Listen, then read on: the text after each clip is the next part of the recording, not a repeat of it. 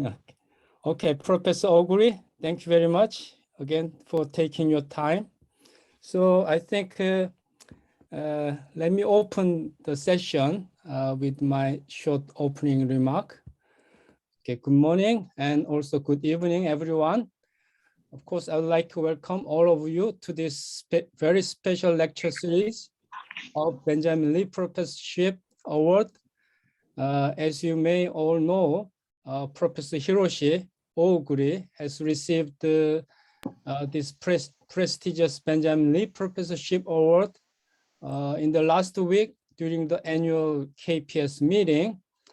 As you know, in ordinary time, he should have come and visit our center for an extended period of time to give lectures and ample discussions with our researchers as well as domestic colleagues.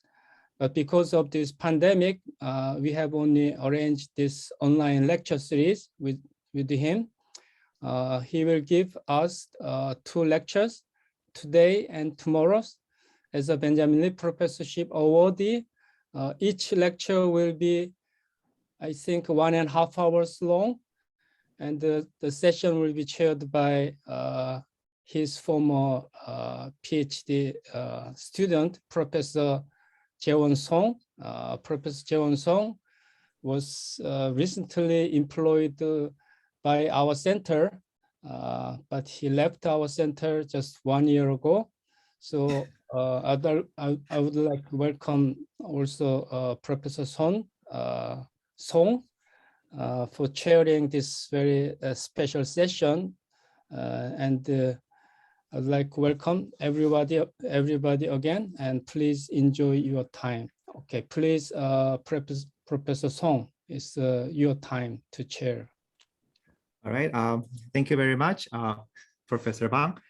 So it's my great honor to introduce Professor Hiroshi Oguri, who is our speaker as our awardee of the Benjamin Lee Professorship. Professor Oguri is a renowned scientist who needs no further introduction. He has achieved tremendous achievement in the field of quantum field theory, string theory, and gravity. He has made a rather broad impact in the field that has revolutionized many aspects in our understanding of theoretical physics. So without further ado, I'd like to just welcome Professor Hiroshi Oguri, and he's wait for his lecture on physics and mathematics of Calabi-Yau manifolds. Please welcome Hiroshi Oguri. Thank you, Jaewon, and thank you for your kind introduction. It's a great honor for me to give this set of lectures. So before I begin, I'd like to say that I was not instructed about the level of this expected level of this lecture. So I have prepared my course at the level of summer school, thinking about the reduced summer school lecture that Benjamin Lee gave in 1974, I think, where he described the renormalization of gauge theory, and from which I learned this modern quantum field theory techniques.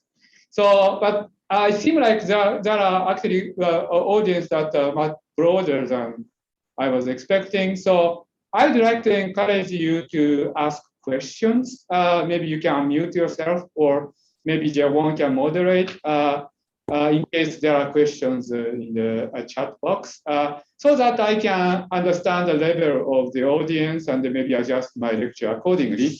I have a 200-page lecture, so that's more than I can cover for the next 3 hours. So I don't expect to cover everything, so I don't have particular agenda in that sense.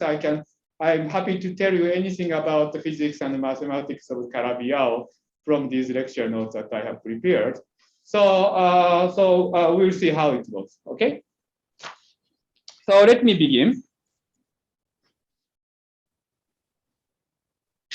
So in a tradition of Japanese storytelling, when it becomes a main subject, you're supposed to take off your jackets. That's what I'm doing now. So I hope you can read. We tested it with Jaewon, but I hope you can read. So the first, I'd like to give you some review of the Calabi-Yau manifold.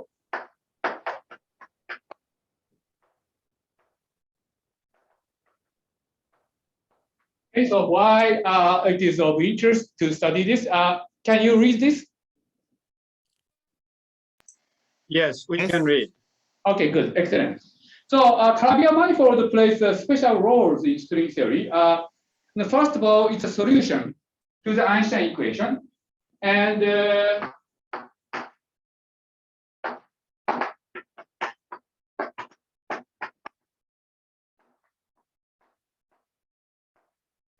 Einstein equation, as you know, has this form that each curvature satisfies this equation, proportional to some constant times energy momentum tensor. So if energy momentum tensor happens to be 0, then in the vacuum of the matter field, then equation becomes rich flat. And as we'll see, that the Calabi-Yau manifold satisfies this equation. But another important feature of Calabi-Yau manifold is that it's supersymmetric, it preserves supersymmetry in string theory.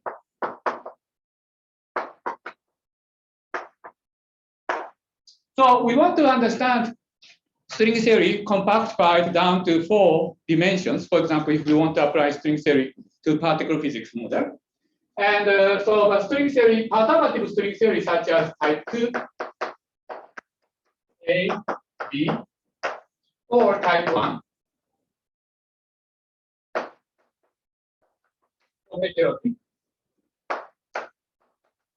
Are defined in 10 dimensions, 10-dimensional Minkowski space, so 9 space on the 1 dimension.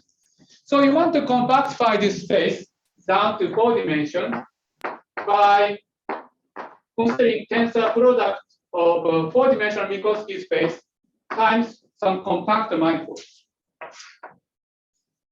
And you can, of course, break supersymmetry. So string theory in 10 dimensions has supersymmetry. Type 2 string has 2 sets of supersymmetry. Type 1 and heterotic has 1 set of supersymmetry. And of course, you can break supersymmetry by compactification by having this manifold not preserving supersymmetry. But for many purposes, it's useful to consider compactification where supersymmetry is preserved. So there are a couple of reasons why we are interested in doing that. One is that you can get a variety of exact results about compactification in this way. String theory is notoriously hard to solve. But if you have supersymmetry, then you can do a variety of exact calculation. And so you can get some reliable estimate of what kind of low energy effective theory you can get. Of course, in our world, supersymmetry is not manifest in low energy. So supersymmetry has to be broken at some point. But it's good to have some control of your calculation. And another reason is that the supersymmetry has been a very interesting guiding principle for particle physics model building. Since supersymmetric particle has not been discovered at LHC, so motivation for supersymmetric model building has diminished somewhat, but it's still a very interesting, still provide a very interesting class of particle physics models. And so that's another reason that we are interested in compactification where supersymmetry is preserved. And for me, the first reason that you can do exact calculations is very strong, because it's hard to do useful calculation in string theory otherwise. So what does it mean that this compactification preserves supersymmetry?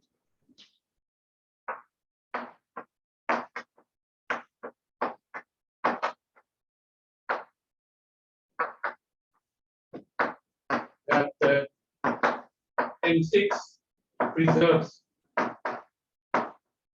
supersymmetry.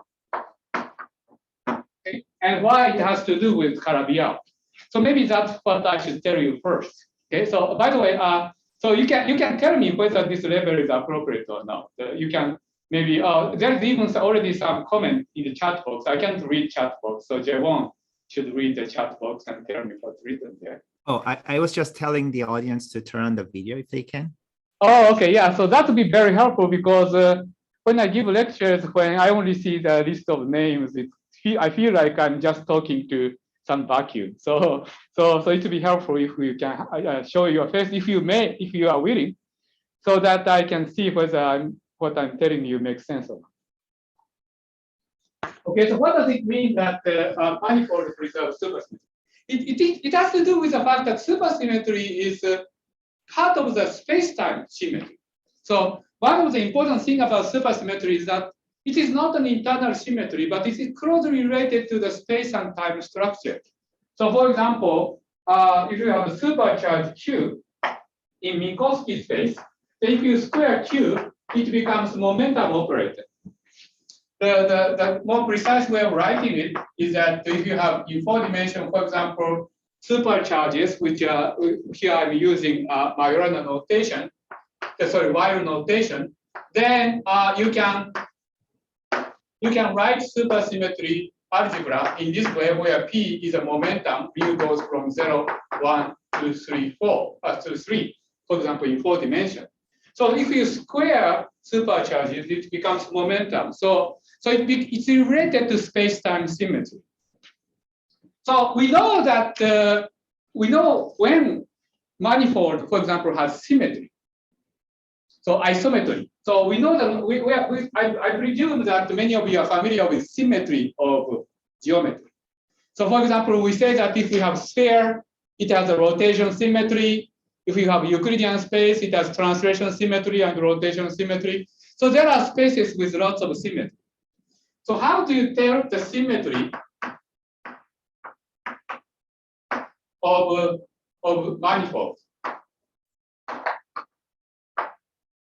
Well, one definition of symmetry is that it's a diffeomorphism which preserves the metric. So if you have a metric, for example, in Euclidean space, you have this diagonal metric. And rotation and translation of Euclidean space is nothing but the diffeomorphism, coordinate transformation, which preserves this Euclidean metric. So more generally, if you have a manifold with metric G mu nu, for example, then you can ask, what is the infinitesimal coordinate transformation which preserves this metric? Okay. In fact, it is actually easy to characterize it because we know that if you make this infinitesimal coordinate transformation, metric changes by this amount.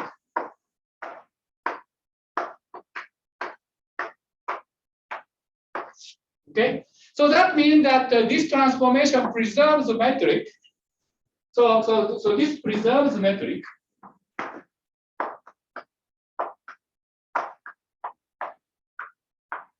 If and only if this is 0.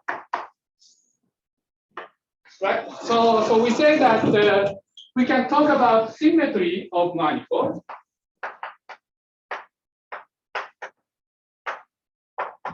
by asking the following question that if you do coordinate transformation, I'm transcribing what I wrote over there because it's a different sheet of black hole, then the metric transforms like this, where delta is a covariant derivative. So this is symmetry or part of the continuous symmetry if and only if del mu C mu plus del mu C mu is 0. So this is called the Killing equation. Okay. So if somebody give you a manifold, and if you want to find out what kind of continuous symmetry this manifold has, you can try to solve this Killing equation. And if you find a solution, that's a symmetry. So for example, if you have Euclidean space where metric is just constant, 1, 1, 1, 1, and then if you solve this equation, you find that the solution is given by rotation and translation. If you do it in Minkowski space, you discover Poincare symmetry and Lorentz symmetry. If you do it on sphere, you discover rotation, for example. And for example, you can classify what kind of space has maximum amount of symmetry, that is maximum amount of C as a solution. And you find that there are actually Euclidean signature, you have three types, sphere, flat Euclidean space, and hyperbolic space. If you have Lorentzian signature, you discover that Dujita space, Minkowski space, and Antiquita space are the solution with maximum symmetry like that. So that's what we mean by symmetry of the manifold. Now you can ask, what is the supersymmetry of the manifold?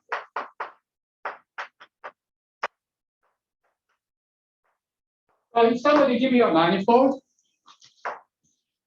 then you may try to find out what is the supersymmetry of the manifold. Okay, and what does it mean, supersymmetry of the manifold? Well, you can try to do the analog of this, namely that here we are considering metric, and you are trying to find a transformation that preserves the metric. So we can just supersymmetrize. So super partner of the metric is gravitino. Gravitino metric is, as we know, is spin 2 particle. So a quantum of metric is spin 2 particle, and I know that Alessandra Bonanno was Benjamin Lee professor a couple of years ago, and she discovered the classical version of this gravity, right? And super partner of this is gravitino.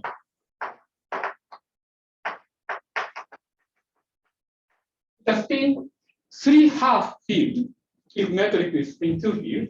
So it has a vector index and spinor index, and it transforms under local supersymmetry. So if you look at if you ask what is the supersymmetry transformation of this, it is given by this transformation where epsilon is a spinor field. So this is a supersymmetric version of this transformation. So therefore, we say that manifold has supersymmetry if you have a solution to this equation. Namely, if you have a covariantly constant spinor. So you may call this as super Killing equation.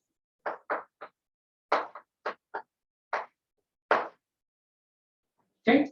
So if you have so you can tell the number of supersymmetry of the manifold by asking how many solutions to this super Killing equation you have.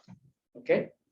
And in fact, these are closely related because if you have a manifold which has a lot of supersymmetry, then you can ask to do the supersymmetry transformation twice, and you see what you get and things like that. So you can, but this is sort of supersymmetric version of the idea of symmetry. Is there any question? Okay, is that clear? I wonder. Yeah. Small question. So since we are saying that your basically your supercharges generate, I mean, acted twice generate your some kind of a space-time symmetry. Not necessary, as you will see. Okay. So if you do it twice, you do not. So for example, if you have a manifold which has supersymmetry, the manifold does not necessarily have isometry. For example, as you will see, it's a little bit more subtle than. No, my question was, do I not expect in some sense that to appear in the Lee derivative of the metric itself, not the gravitino or the metric? That be ordinary symmetry. So this is a Lee derivative of the metric. Right. So, but I won't capture essence of supersymmetry using the Lee derivative on the metric. No. So as you will see, so for example, Calabi-Yau is an example which has the supersymmetry but not isometry. Okay. So you have there is a counter example to your question. Okay, thank you.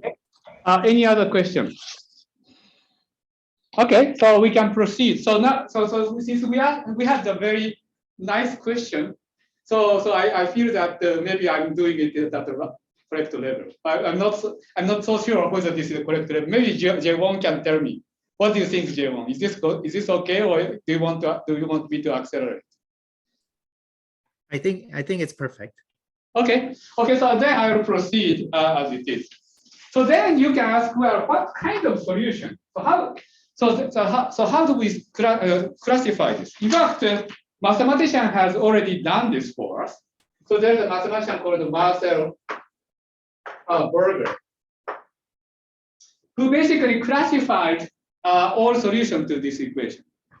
And he didn't meant to classify supersymmetry. He is a mathematician, but it turns out that his work is actually essentially what you need to classify solutions to this equation.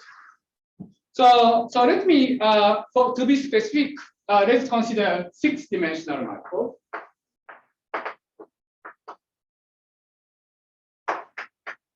Why 6? Because we are interested in this particular application of compactifying 10-dimensional Minkowski space down to 4 dimensions. But what I'm going to tell you applies to many all other dimensions. So by here, just to be specific, I'm working in this particular example. Okay, so what does it mean that you can have a covariantly constant spinor? Well, so if you have learned a little bit of theory of differential geometry, introduction to differential geometry, so you know that the spinor field is, in the case of 6 dimension, spinor field is a section of spinor bundle. And then this equation is nothing but the statement that as you parallel transport the spinor field, you can actually have you can parallel transport spinor field continuously, and you can have a globally flat section of this spinor field. Okay, what kind of condition does it mean? Well, so let's first prepare a word, sort of language. So you have this 6-dimensional space, and over this 6-dimensional space, you have a spinor bundle. Okay, so as you go over a 6-dimensional space, spinor field, there's a parallel transformation that you can do on the spinor. In general, the parallel transportation of spinor acts like SU4 rotation.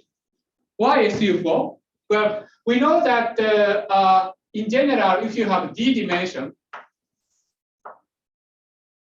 spinor has 2 to the d over 2 component, right? So for example, in 2 dimension, spinor has 2 components. If you have wild spinor, you have 1 component, but the general spinor, Dirac spinor in 4 dimension has 2 components. In 4 dimension, where we are most familiar with, Dirac spinor has 4 components. And in 6 dimension, therefore, the spinor, if you use this formula, then spinor has 8 components. But you can decompose this 8 into 4 plus 4, because you can use wild basis. So general spinor can be decomposed into 4 plus 4 bar, according if you do the wild projection of spinor field, right?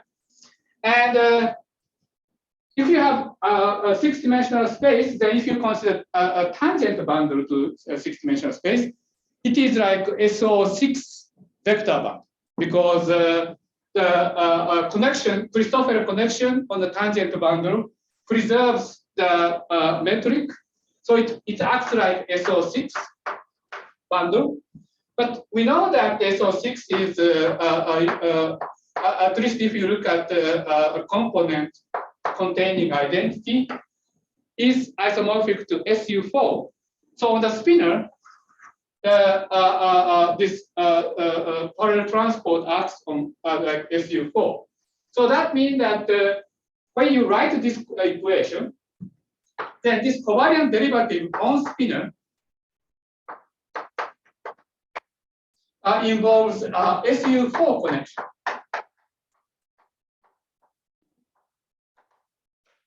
Okay.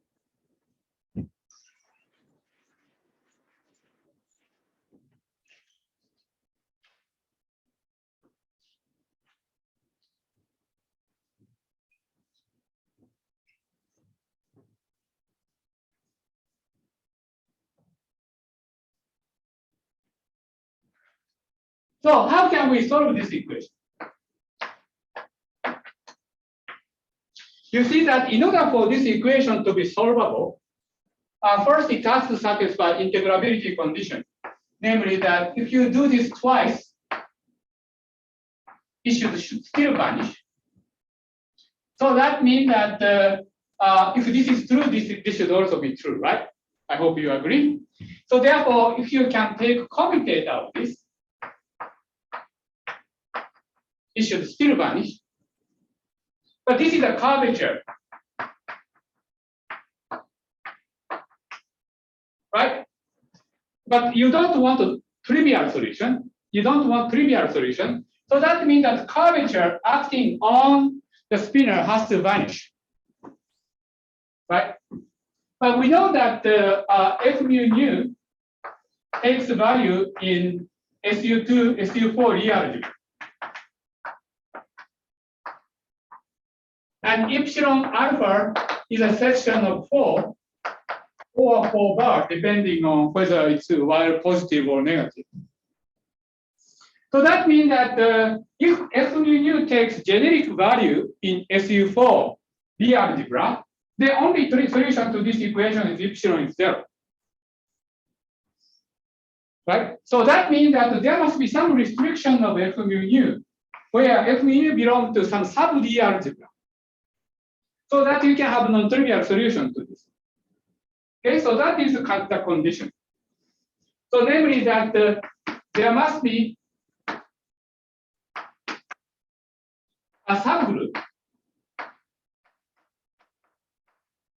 of SU4 that preserves epsilon alpha.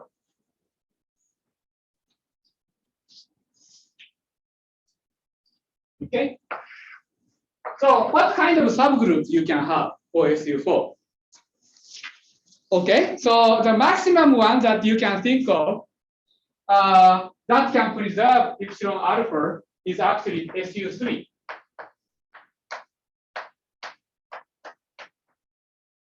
Well, you can say that where you may have U3 also. U3 is a non-trivial subgroup of SU4, but that's not actually good because if you have SU4 subgroup, then you can find that there is no epsilon that is preserved by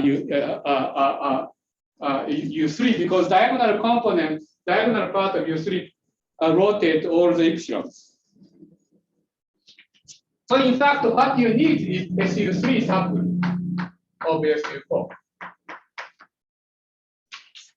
So if you have SU3, then this 4 of this spinner, I said that this spinner belongs to 4 plus 4. So 4 is decomposed into 1 plus 3. And 4 bar is decomposed into 1 plus 3 bar. So that is good because there is a singlet representation. There are singlets of SU3. Singlet means that it acts trivially on the spinner. So you can satisfy this equation with non-trivial value of epsilon. So having this, so therefore, from this what we learn is that the solution to this is the same as the singlet of the holonomy group, the curvature.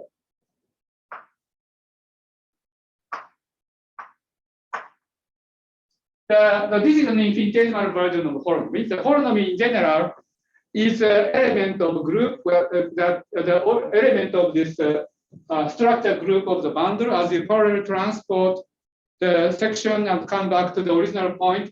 In general, you get rotation by the structure group. And holonomy is the element, collection of the elements of that. And there is one-to-one correspondence between solution to this equation and the singlet of the holonomy group. And so, if we want solution, so if we want manifold to be supersymmetric, you want a solution to this equation, that requires that holonomy to have this spinner to have a singlet representation in the holonomy. Okay, so I hope that's clear. So therefore, if you have SU3 holonomy, then you can have a solution to this equation. So if M6 has if the holonomy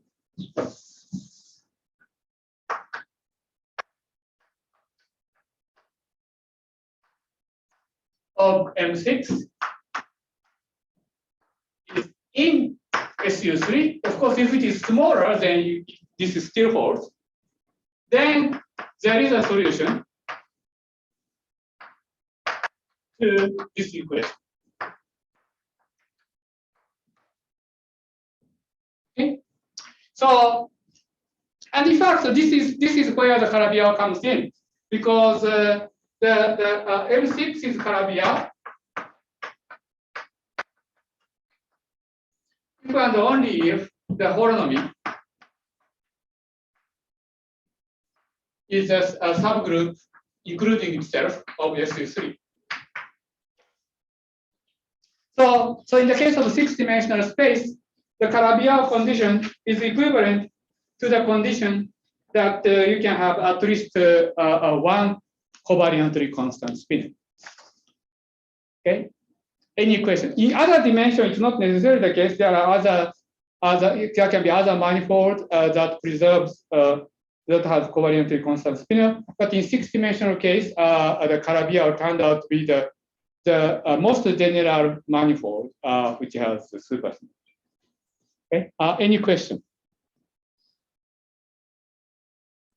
Okay. Yes. So in this wild decomposition, are we just considering massless spinors, or can these spinors be massive? I'm not talking about dynamical spin. Here I'm talking about epsilon here is a gauge transformation parameter for the gravitational field, right? Okay. So it's not the propagating field. The gauge transformation parameter. Okay. Okay. Any other question? Okay. So now, so I gave you a general, rather abstract definition of what Calabi-Yau manifold is. So Calabi-Yau can be simply stated in the language of holonomy. That just to repeat myself. So if you have a six-dimensional manifold, in general, the holonomy group is in SU4. And the reason it is SU4 is that it's isomorphic to SO6, which is a structure group of the tangent of six-dimensional manifold. This 6 is related to this. And the M6 is Calabi-Yau. If holonomy is in SU3. And this is equivalent to the statement that there is a solution, non-trivial solution to this equation. Okay, so this is what I just told you about. Is there any question? Okay, so now I'd like to give you some alternative way to characterize this. Okay, so first I note that the whole Calabi-Yau, I note that SU3 is inside of U3 and is inside of SU4, which is isomorphic to SO6. Okay, so SO6 has to do with the fact that well, you have 6 coordinates, and so you have a 6-dimensional tangent space, and you can rotate this tangent space. That's why you have SU4, SO6. SU3 is what we would like to understand. But let me try to understand first this U3. Is there a way to make sense of this U3? In fact, there is a nice way to make sense of this U3. That is that, well, we have 6-dimensional manifold. So you have 6 coordinates. And if you have 6 coordinates, you can consider combining 2 of them together to make a complex coordinate. So you can have a complex coordinate.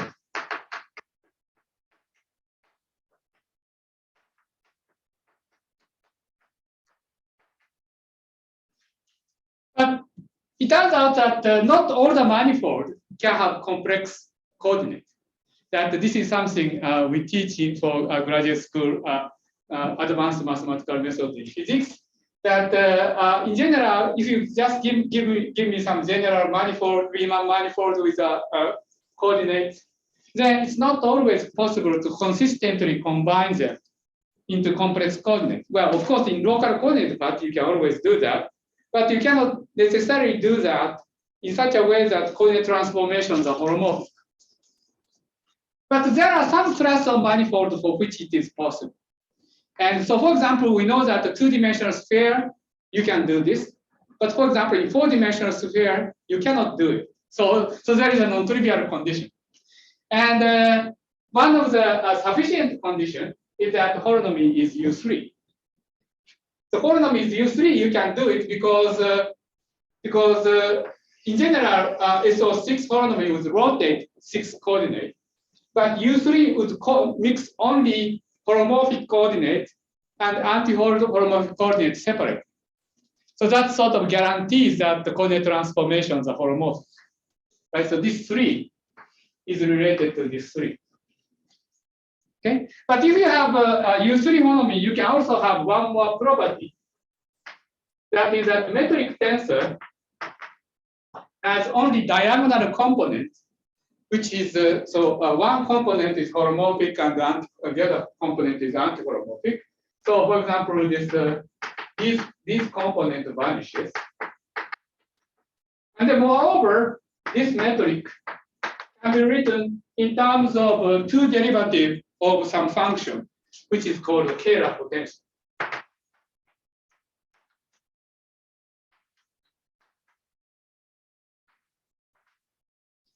So if we have U3 holonomy, then we have these two conditions. That you can have globally defined holomorphic complex structure, and the metric has this nice property.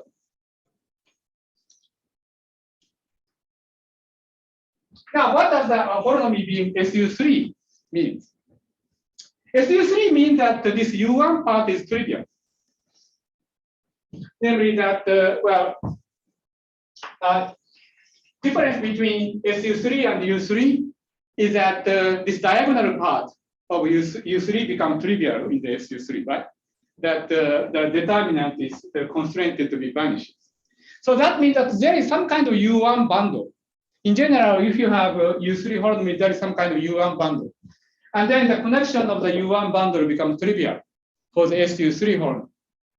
So it turns out that the connection of this U1 bundle is a rich curvature.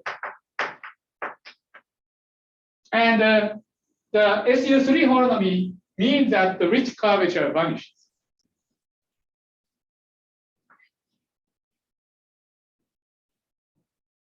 Okay, so this is an additional condition in addition to the scalar manifold. So another way of characterizing Calabi-Yau manifold is that it is the rich flat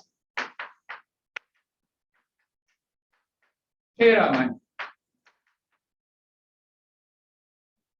So you have a scalar. So sorry, I forgot to say that this condition, if the manifold satisfies this condition, it is called scalar. And if you have scalar condition and the rich flat condition together, you have a Calabi-Yau manifold and you have SU3 holonomy, and so therefore you have a covariantly constant spinor. Okay. So there is a question in the chat. Yes, can you read it? So, okay. It's by Yoo-Hoon Kim. Based on the argument so far, we follow the doctrine that we want the curled up dimension to be 6-dimensional, but why should be specifically 6? No, I just said at the beginning that I'm just taking an example, 6-dimensional as an example. So I'm saying that if you want this 10-dimensional space to be compacted to 3 times 1 times 6-dimensional space, and if this configuration, if you want this configuration to be preserved, then this 6-dimensional space should be Calabi-Yau. Okay? So if you have other dimensions, then you can have other conditions. And I can tell you a little bit about that if you're interested. Here I'm just telling you about 6-dimensional case. So a priori, it doesn't give this kind of discussion does not tell you what is the dimension of the space for which you are compacting?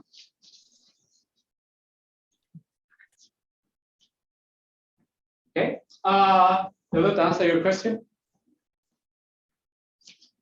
Okay, so I began my lecture by saying that there are two reasons why Calabi-Yau manifold is interesting. So one is that it preserves supersymmetry, and the other is that it is solution to Einstein's equation. So these are, of course, closely related. In fact, if you have a manifold which preserves supersymmetry, it's necessarily be a solution to Einstein's equation. But we can see this explicitly, that this rich flat condition is a vacuum Einstein equation. Einstein equation where energy momentum tensor is 0, then the equation Einstein equation becomes rich flat condition. And in fact, so there is some actually nice autobiographical essay of Professor Yau, and he said that he was interested in. So there was actually a conjecture by Calabi about the existence of such manifolds, and Yau was interested in such conjecture precisely because it is related to the Einstein equation. So these are like special class of solution to Einstein equation.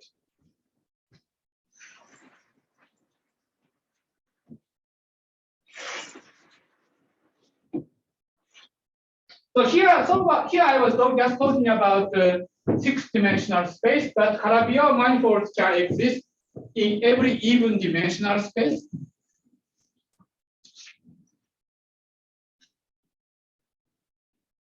So in general,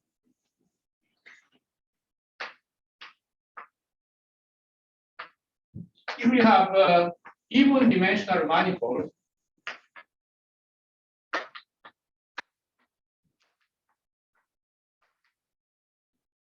then this is Calabi-Yau.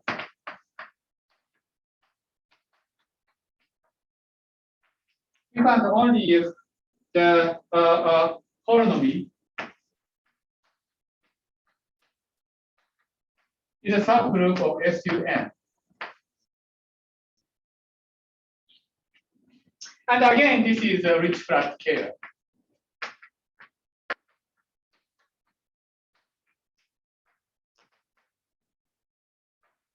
And for such manifold, there is a solution.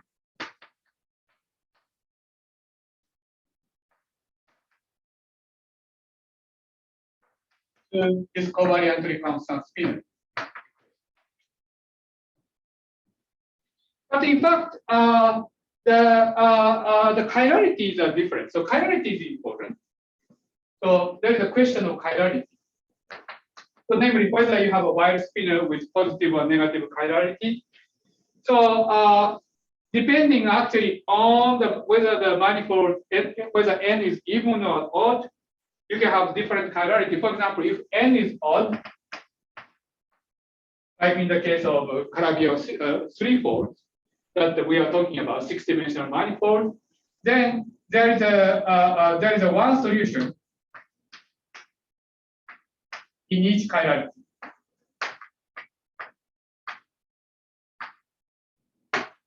And when n is even, then there is actually two solutions for one chirality. So the situation is a bit different. So let's pay attention to this part. So we say that the Calabi-Yau manifold is scalar and rich flat.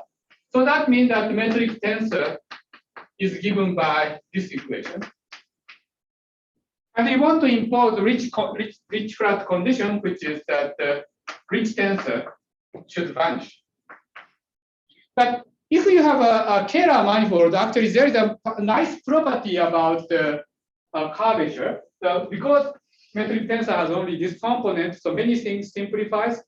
And one of the nice features is that the rich curvature has a very simple expression in terms of the metric.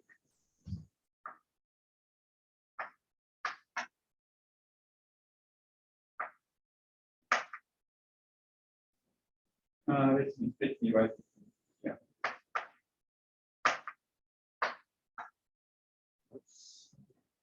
Okay, so you have, in general, you know that if you have studied the general relativity a little bit, you know that this type of a calculation of Ricci curvature and the Riemann curvature is very complicated with lots of indices. But if you have Ricci curvature, then you have actually simple solution like that. Sorry, simple expression like that. That you calculate determinant of this. Okay. It's still two derivative on the metric. We know that if you have a Riemann manifold, then Christoffel symbol involves one derivative of metric, and therefore Riemann curvature and Ricci curvature has two derivative of metric. And so it's still two derivative of metric, but it has a simple form. So locally, actually, this equation can be solved because Ricci curvature implies that del I, del J bar of log of determinant of G vanishes. Right? So that means that this del and del bar of this thing is 0. So that means that this thing should be sum of something holomorphic and something anti-holomorphic. So this means that the log of determinant of G is sum of something holomorphic and something anti-holomorphic. So that del bar of this vanishes. Because if you take del, you extract this part, and if you take del bar, it vanishes, right? This is a log, so that means that the determinant of G is product of something holomorphic and something anti-holomorphic, where omega is exponential there. Right? So, but you see that the determinant of G, what is determinant of G? Where G has I J bar component. So that means that this has n i's and n I bars. It is a maximum rank tensor. So that means that this has actually n indices, and this has n bar indices,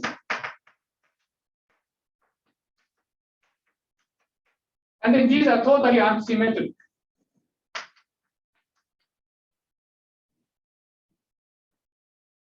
So that means that if you have this equation, then it implies that there must be some totally unsymmetric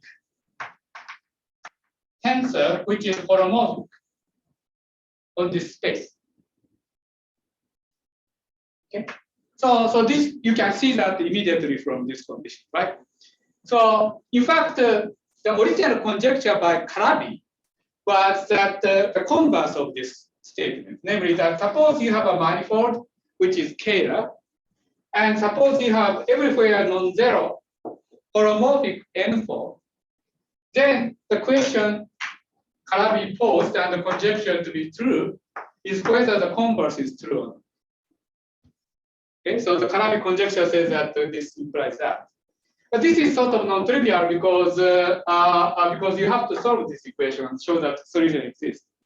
So this was shown by Yau, that this is actually a question about partial differential equation on the scalar manifold. That you can see that this is actually second order. This is actually this metric tensor is given by two derivative of k. So you can think of this as the nonlinear partial differential equation of k. And so Yau proves that such solution exists and unique. Okay, so that's sort of a tour of Calabi-Yau manifold. And there are other manifolds which preserve supersymmetry, other number of supersymmetry, but this is sort of most basic. Any questions? So if you are sort of interested in studying Calabi-Yau, studying compactification of string theory, so this is sort of most basic examples that one can study. And then there are many variations. And then you can also introduce brains and fluxes, and then that gives rise to more interesting compactification.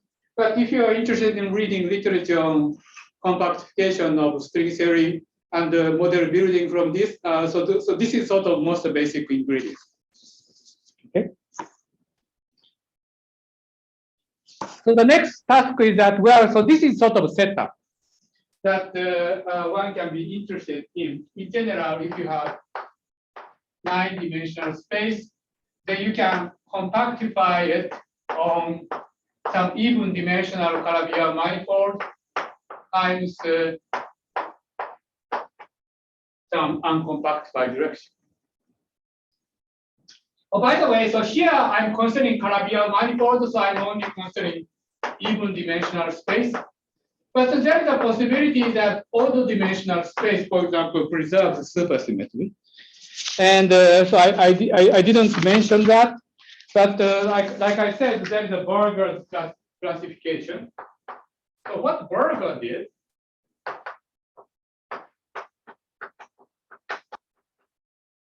is basically he classified the possible holonomy of these manifolds, and for each choice, one can ask how many supersymmetry you can have. So if you have a d-dimensional manifold, then you can have SOD holonomy. In this case, there is no supersymmetry. And you can have UN holonomy when D is 2n. In this case, you also don't have supersymmetry. And you can have SUN, which is a Calabi-Yau that we talked about. And you can have supersymmetry. And when n is odd, you can have one supersymmetry, and when n is even, you can have 2-0 supersymmetry. Yeah, this number refers to chirality. So here, for example, you can have one chiral covariantly constant spinor and one antichiral covariantly constant spinor. And then you can have a symplectic manifold where a D is OK. And so this gives rise to hyperkähler manifold.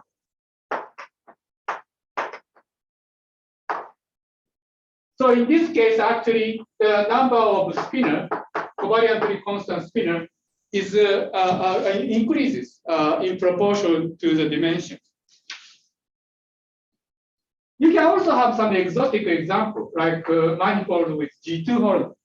G2 is some example of exceptional Lie group. And in this case, the dimension is 7. And in this case, there is actually only one supersymmetry. And in this case, there is no left or right chirality because it's odd dimension. So you can have compactification down by using 7-dimensional manifold.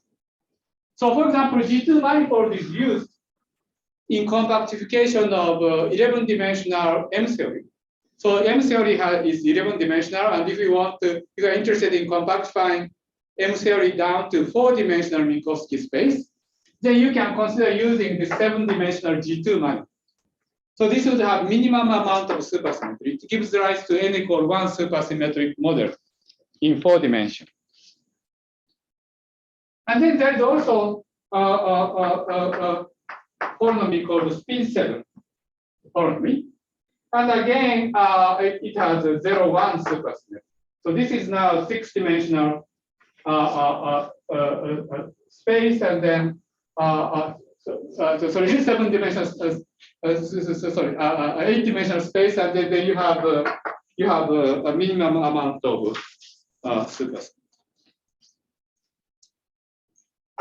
Okay, so these are sort of classification of possible holonomy that you can have, and as you can see that there are some exotic examples with very small amount of supersymmetry in particular dimensions. Okay, but for now, let's pay attention to this Calabi-Yau situation.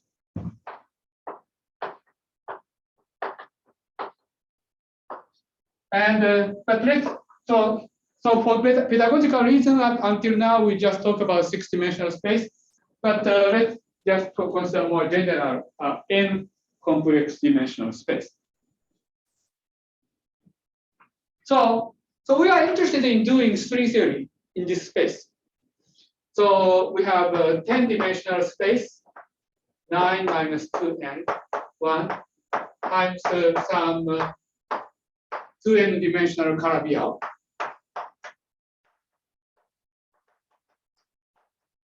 And we are interested in understanding the dynamics of a string with this as a target space. The string is propagating in this space.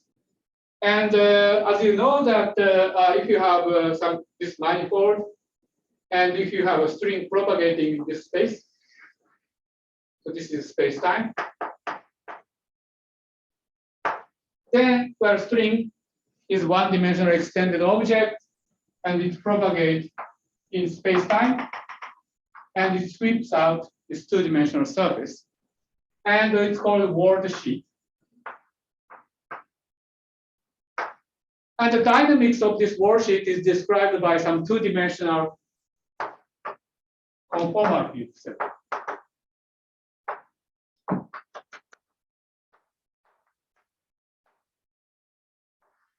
So understanding dynamics of a string, perturbative string in this type of manifold is to understand the physics of this two-dimensional conformal field set. And from that, you can deduce various physical observations. This Minkowski space part is simple because the worksheet theory is Gaussian, so you can exactly solve it. The Calabi-Yau part is non-trivial because in general, if the target space where the worksheet is embedded in has non-trivial metric, then the two-dimensional quantum field theory is interacting. It's not a Gaussian anymore. It's not a free field theory anymore. So you have to develop various tools to understand it. And so I would like to tell you some of the tools that we have in understanding. So I have a small question before you move on. So this equation that you have on the right-hand side of the board, this omega. Sorry, could you start from the beginning of your question? Yeah, so I have a small question. This omega, the implication of the flatness of the Ricci tensor, with respect to omega, does it? So it seems to me that it just defines, fixes your local properties of the manifold. So my question is, does it also fix your A, whether the manifold has a boundary, etc.? And does it fix the homotopy group of the manifold? Oh yeah, good. Yeah, so here, so far I have only looked at the local property because, for example, I was just looking at the integrability of this equation. But in order for supersymmetry to make sense, in order for the compactification to have supersymmetry, you have to have a global solution to this. So you have to worry about the homotopy, for example, that if you parallel transport epsilon along non-trivial cycle and come back, for example, even if, for example, U1 part of it, even if you have locally SU3, even if even if locally you can have SU3 holonomy. For example, if you go around the cycle and come back and you have non-trivial holonomy which does not belong to SU3, then you want to be able to solve this equation globally. So when I say that the holonomy is in SU3, it was meant to be a global state. Okay. So that means that this has to be globally. What it means is that this has to be a globally defined holomorphic three. So, for example, if the kind of things you are worried about happens, then when you move this omega goes around and come back, then so this won't be globally defined. So if this is globally defined, the U1 part is globally trivial. Okay. Okay. Thank you. Mm-hmm.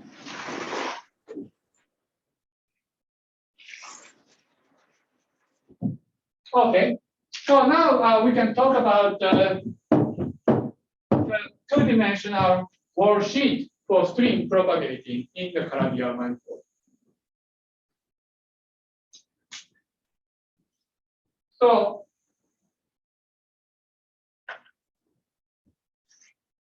for example, if you have some space-time, and if you are interested in describing particle moving in this space-time, then we would be considering some one-dimensional dynamical system.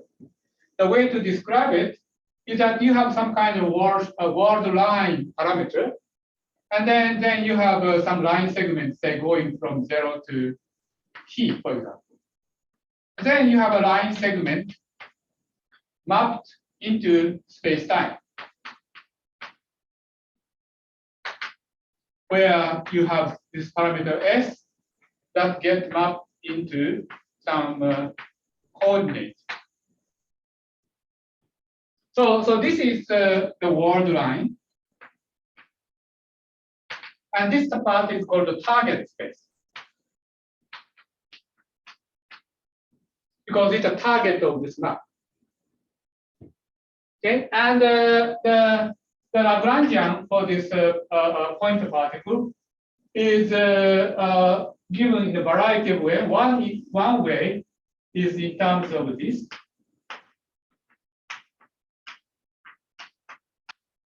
Where a dot is derivative with respect to this parameter. And then if you integrate this L from 0 to t ds, then this gives you the action or this point particle moving in this space, right? You can also have alternative Lagrangian by introducing metric on the world line.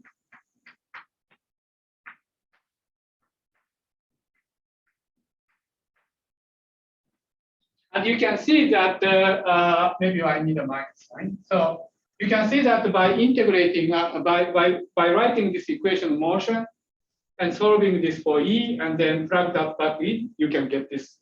So these two are equivalent. Okay. And so we can consider this kind of a generalization of this for string propagating in space-time. So instead here, we are considering string propagating in space-time. So now we have a two-dimensional surface embedded in the space-time. So we have two-dimensional surface, so we can have a coordinate, two-dimensional coordinate z and z bar. And that gets mapped to space-time. So that gets mapped into x mu of z and z bar. Okay, so the natural Lagrangian that you may consider to be something like del x mu, del bar x mu, where del is derivative with respect to z, and del bar is derivative with respect to z bar. Okay, so you can start with this action in two-dimensional space, and then you can solve it, and then you can understand propagation of string in space-time. So, but in general, if the metric is non-trivial, so metric is, of course, measure the distance in the target space. And in general, if you write it in component, this component is a non-trivial function of x. So that means that you have this kind of Lagrangian. And if you think of x mu as a scalar field on the worksheet with mu as indices of this scalar field, so you can in d-dimensional space, you can think of this as having d scalar field. Then this system is is in general interactive. It's not a free series because you can have interaction term from x dependency. Right? So in general, if you have a manifold which is not flat, which is non-trivial, then you have a non-trivial system, non-trivial interacting system. Now, in superstring theory, we need to add fermions to it. So there are a variety of different ways of doing it, but in a formulation called NSR, which is after Nouveau, Schwartz, and Ramon, named after people who formulated string theory in this way in the early 70s, we can introduce fermions.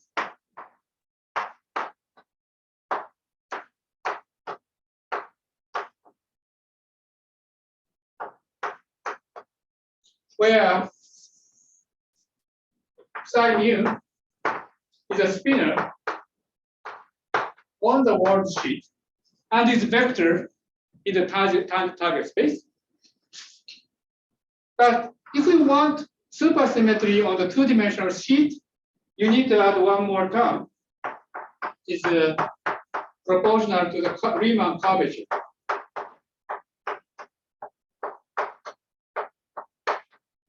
Okay. So this is a sort of two-dimensional system that we are interested in understanding if we are interested in solving string propagation in the curved manifold, like in the case of Calabi-Yau.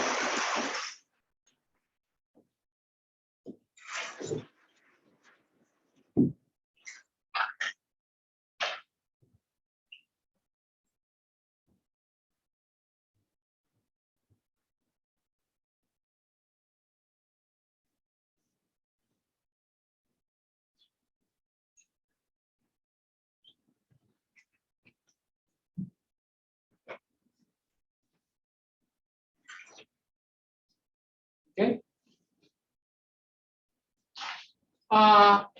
So this is Lagrangian that I just wrote. L is equal to 1/2 of G mu nu,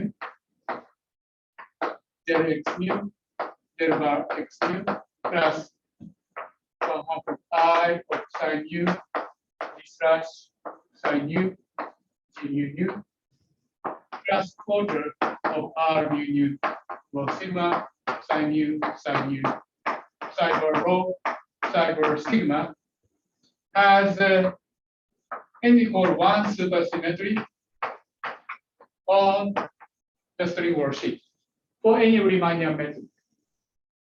So previously we were talking about supersymmetry in the target space, in 6-dimensional space, and asked whether there is a covariantly constant spinner in the target space or not. So here I'm talking about supersymmetry on the worksheet, and it turns out that for any choice of Riemannian metric, you can have n equal 1 supersymmetry. Okay. Now then, from the two-dimensional point of view, from the point of view of two-dimensional worksheet, what is the role of Calabi-Yau condition? Okay. So one thing to note is that so let's call this as the target space M. So sigma is worksheet. So let's fix the notation. So sigma is worksheet, and it gets mapped into target space. So this is 2D. This is general D. And then it has a metric G mu. But if M turns out to be scalar,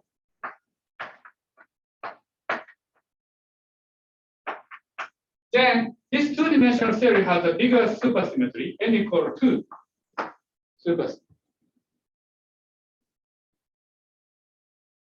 But in general, if you have a general scalar manifold, then this two-dimensional theory is not conformal. In general, so this is a non-trivial quantum field theory in general. So that means that if you do, say, for example, perturbative calculation, calculate correlation functions, etc., then you will encounter ultraviolet divergence. So that means that you have to regularize and renormalize. So in general, the metric is dependent on your renormalization scheme, your renormalization scale. And there is a non-trivial beta function. So you can calculate the beta function. And this is in 2 dimensions, it is interesting because this Lagrangian is renormalizable for any choice of a metric. So in general, we are in higher dimension, like in 3 dimension or 4 dimension, we are familiar with a situation where you only have finite number of coupling constants for renormalizable theory. So for example, in standard model of particle physics, I think you have like something like 18 or something parameter depending on how you count it. And maybe you have more if you include neutrino masses. But you have a parameter of order of 20 for standard model of particle physics. If you have n equal to 4 supersymmetric Yang-Mills theory, there is only one parameter. So you have theory with finite number of parameters. But in two-dimensional, since ultraviolet divergence is so mild, so you can actually have infinitely many parameters. For example, for any choice of the metric, you can have renormalizable theory. So that means that the renormalization group flow in this two-dimensional system is flow in the infinite dimensional space of all possible metrics. So you can consider beta function associated to the flow of this metric. So beta function is now matrix because you have a metric, and it's also some function. So renormalization group equation is some kind of functional differential equation. Okay, so you can calculate this beta function. So at one loop, if you calculate the beta function for renormalization group flow of this Lagrangian, then you find that it is actually proportional to rich curvature.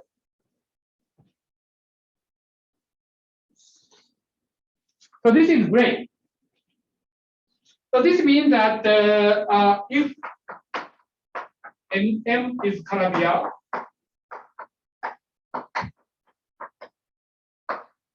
then the beta function vanishes at one loop.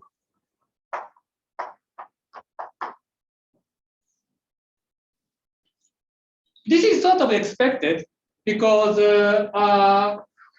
as I told you, that the rich flatness condition looks in the form of the vacuum Einstein equation. And in string theory, we know that the condition that the beta function vanishes is equivalent to the equation motion of the string. So from the perturbative picture, the equation motion for string theory can be formulated as a vanishing of beta function of two-dimensional conformal or two-dimensional worksheet theory. So therefore, it's natural that the vanishing of beta function is related to the vanishing like that. Do we intentionally not keep any mass term in the Lagrangian to get a CFT? Mass term explicitly breaks conformal invariance. That's right. That's the dimension. Yeah, so you cannot have parameter with massless. Yeah, that's right. So my question is, when I write the Lagrangian that you wrote on the board, I mean, which has the x mu's, the functions and the spinner on the right hand side of your board, on the upper board. Yeah. Yeah. Do we explicitly leave the mass term just to get a CFT? Is that the motivation? Well, where is the mass term? I don't have a mass term. Right. So we don't write the mass term because we want a CFT. Is that the reason? Yeah, that's one of the reasons. Yes. Okay. Thanks. Yeah. For example, if we add mass term for fermion but not to bosons, it breaks supersymmetry too. No, that's true. But I can have a mass term for the boson and the fermion, right? I mean, still have mass term for boson that is coordinate invariant. Okay. You can have a potential. So one thing you can do is that, in addition, you can postulate a potential. Okay, right. So that you can do. And in fact, there is a way of doing that while preserving supersymmetry, right? So there is one thing. Okay, so you're raising interesting point. So I'm diverting it, but we can discuss. For example, you can consider following things. So there are a variety of ways to construct a conformal field theory. One is that here I actually require that when we write down this Lagrangian, we wanted to write it in such a way that the conformal invariance is manifest. I didn't write any terms that breaks conformal invariance. But for example, there are situations where you can have a Lagrangian which may not be conformal. But for example, suppose you start with this Lagrangian and then quantum field theory defined with this Lagrangian, and then take long distance limit. In general, the theory is not conformal, so it flows by the renormalization group flow. But end point of the renormalization flow may be conformal field theory. This is actually more tricky thing to do because in general, if you start with generic quantum field theory, which is not conformal, then if you do the renormalization group flow, in the end, in the infrared, you just get a trivial set. Right, right. But if you do it in a clever way, then you can land on non-trivial conformal field theory. And there is actually a way of doing it to construct Calabi-Yau sigma model. So this kind of quantum field theory is called sigma model for historical reasons. And so there is a way actually to start with the non-conformal theory in the ultraviolet and then flow by renormalization group flow and land on Calabi-Yau sigma model. And the way to do it is similar to your idea. Namely, the way to do it is to start with some simple geometry, like almost flat geometry. So there is a class of geometry called toric manifold, for example. So you start from there, and then you introduce potential to the model, so that so while preserving supersymmetry. So you introduce potential for both fermions and bosons. So that potential includes the mass term also. So that means that if you go to a long distance on infrared, the direction of the potential, which are massive, get frozen.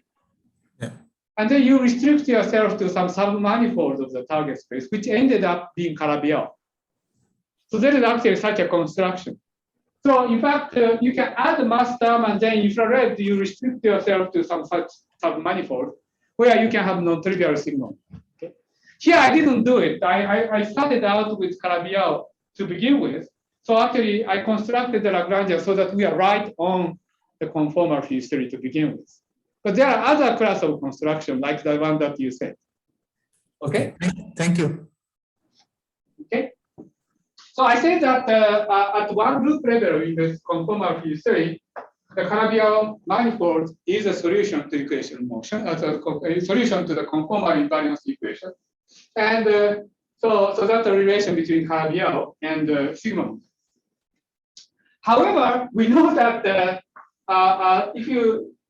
this Einstein equation is the equation of motion in general relativity, but in string theory, in general, we expect Einstein equation to be modified. That the string theoretical effect would modify the equation of motion. So that would mean that in general, you would expect this rich flat condition to be also modified. So this is reflected on the fact that if you calculate higher order in perturbation in this sigma model, this condition gets modified. So I told you that at one group, you have this some coefficient and the rich flat condition. So this is one group answer.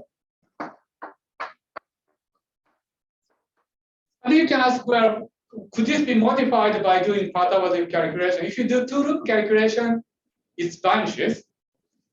If you do three-loop calculation, it vanishes. So people, for a while, for about a few months, people thought that, well, rich flat condition is exactly the vanishing of beta function. But it turns out that there is actually a for-loop term with some non-trivial contraction of the curvature, which is non-vanishing. Actually, four curvatures. It's not non-vanishing. And so that means that modifies the Calabi-Yau condition. Okay. So that may look bad because that means that Calabi-Yau is not an exact solution to string equation motion. But it's not actually as bad as one might have thought, because after all, Gij bar in the target space is del I, del J bar. Okay, and then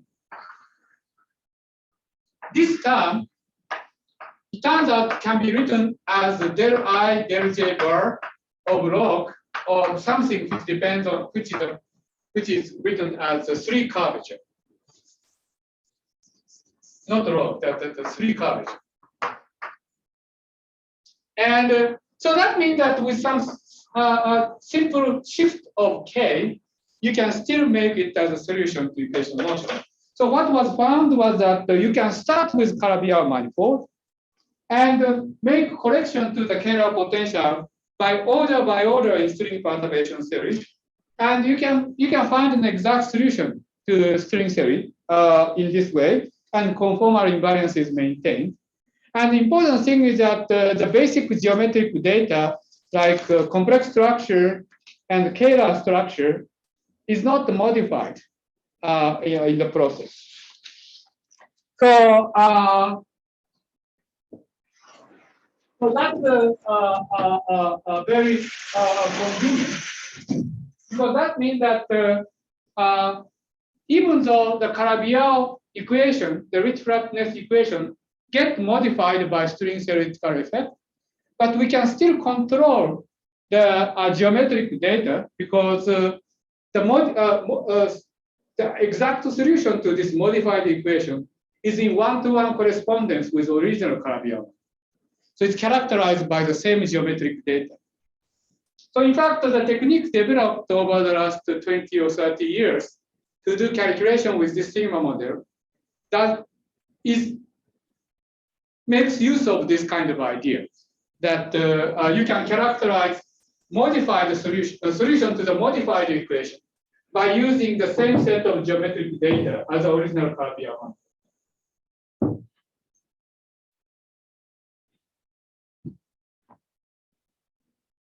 So I only have 5 minutes or so left for today. And it seemed like I only went like 10 or 5% or 10% of what I prepared, because the level of lecture that was expected of me was not what I prepared for. But it's okay. I just wanted to be useful for the audience and students.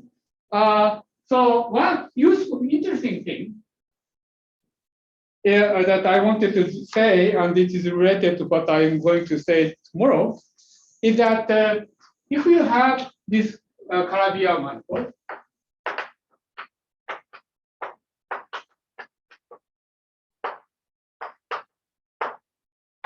then you have n equal 2 supersymmetry,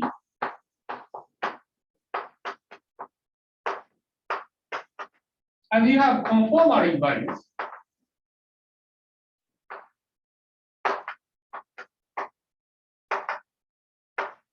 On the worksheet.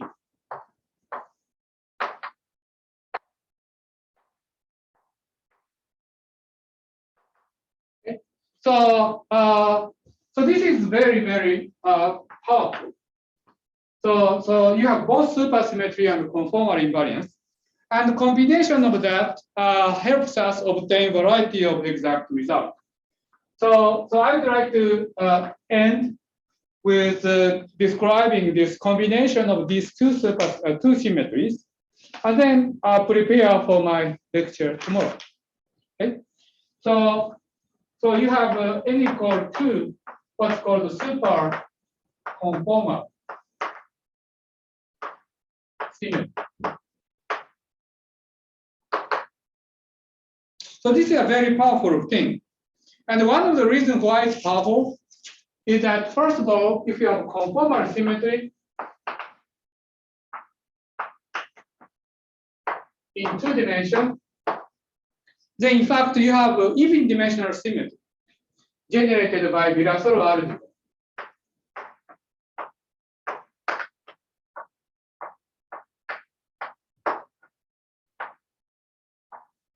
I assume that you have seen the Virasoro algebra at some point, that in higher dimension, conformal symmetry is a finite dimensional symmetry, but in 2 dimensions, it's an infinite dimensional symmetry parameterized by this integer.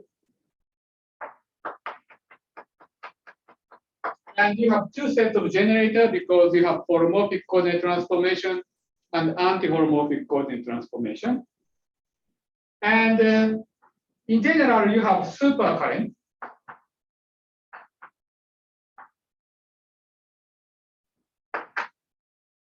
So denoted by GR, where R corresponds to, it's a supersymmetric version of this, and it can have half integer value. The R can be half integer value.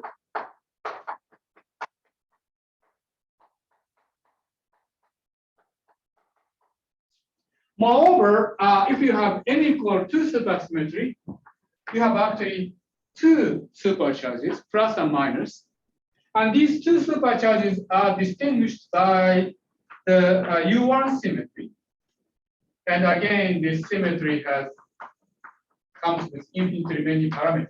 In general, it's called what is called Kac-Moody symmetry or affine D-algebra symmetry. So in 2 dimension, conformal field theory, many of this symmetry is upgraded to the infinite dimensional ones. And because of this infinite dimensional symmetries, some of the things becomes particularly powerful. And so that's what I would like to discuss tomorrow. So I guess let's see. So how much time do I have left? Okay, so 3 more minutes. So let me just briefly tell you what I would like to do next. So what I should do is to use this n equal to supersymmetry to solve this 2-dimensional system. So, by solving, I mean the following. So we are talking about the quantum mechanical system. After all, this is a quantum field theory. So that means that we have a Hilbert space, and we have operator algebra on the Hilbert space. So to understand quantum field theory is therefore to understand the structure of the Hilbert space and to understand the operator algebra on the Hilbert space. So this n equal to supersymmetry helps us a lot in that sense. Because for one thing, we see that we have symmetries. So whenever you have symmetry, we know that Hilbert space is decomposed into representation of the symmetry. And so understanding representation space of this symmetry is helpful. And this turned out to be very helpful because representation of this infinite dimensional symmetry is infinite dimensional. So you can organize a large part of the Hilbert space by using this symmetry. Okay, so I'd like to discuss that at the beginning of next lecture, and then I will use it to discuss various aspects of this 2-dimensional system. So that's what I would like to do tomorrow. Any questions so far?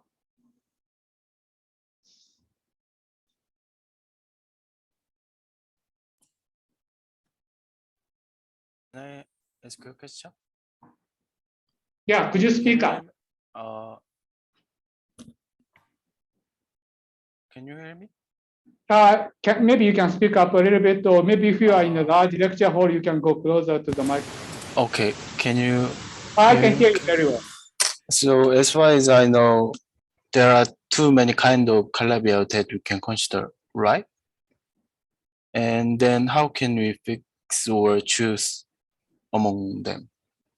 Well, so what I would like to do in this course is to understand how to tell you how to calculate observable for each one of them. Okay, so in general, the observable depends on parameters, but that is also the case in quantum field theory, right? So in quantum field theory, for example, standard model of particle physics, you have 20 or so parameters. And for each parameter, you can calculate physical observable and you can compare with the experiment.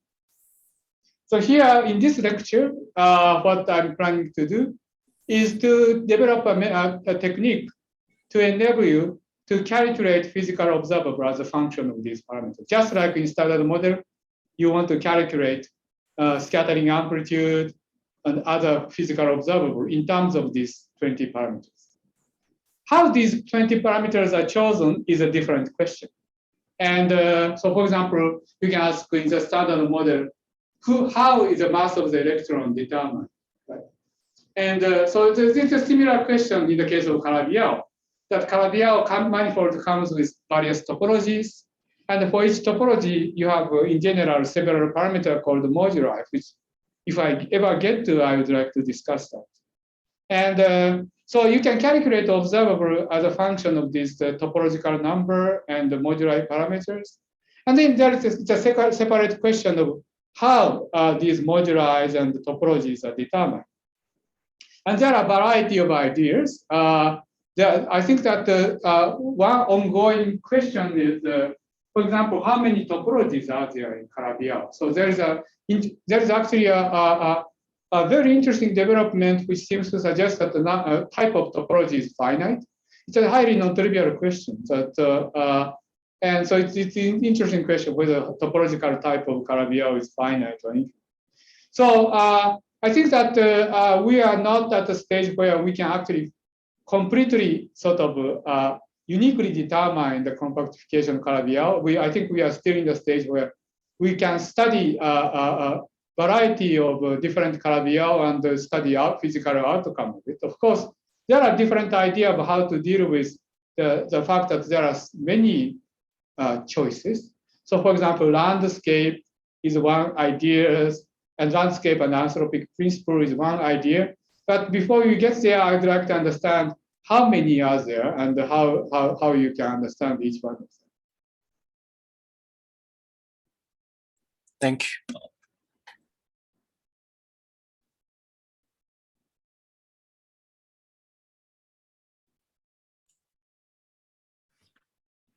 Any other questions from the audience? So maybe a small one again. So it seems that at least what we have covered. So we only get n equal to 1 and n equal to 2, Susie, in this manifolds, on these manifolds. For generic Calabi-Yau, you get n equal to supersymmetry. So there is I briefly mentioned that there is a manifold with SPK holonomy when dimension is divisible by 4. And in that case, you have actually n equal 4 supersymmetry. So for example, if you have, so you have so I started out with 6-dimensional space and Calabi-Yau 3-4. But if you start with 4-dimensional space, and if you impose rich flat and Kähler condition, then naively you get SU2 holonomy. But it turns out that you have actually, you do get SU2 holonomy, but actually you get SP1 holonomy. And you have actually smaller holonomy and you have more enhanced supersymmetry. So for example, Calabi-Yau, so therefore Calabi-Yau manifold with 4 real coordinates, 2 complex coordinates. If you use that as a sigma model target space, you have actually n equal 4 supersymmetry. I might briefly mention that tomorrow. Okay, thank you.